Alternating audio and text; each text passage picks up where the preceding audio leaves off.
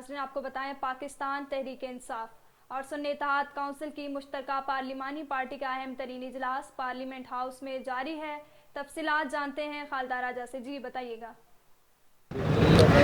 जी बिल्कुल, पाकिस्तान तहरीक इंसाफ और सुन्नी इत्तेहाद कौंसिल का पार्लिमानी पार्टी का एक अहम इजलास इस वक्त कौमी असम्बली में मुनक्किद हुआ है। इस इजलास में अहम तरीन फैसले किए जाएंगे। पार्लिमानी पार्टी का ये इजलास जिसमें पाकिस्तान तहरीक इंसाफ और सुन्नी इत्तेहाद कौंसिल के अहम तरीन रहनुमा मौजूद हैं। इस वक्त वो मुल्क की सियासी सूरत हाल के साथ साथ आइंदा की हिकमत अमली के हवाले से भी मशावरत की जाएगी।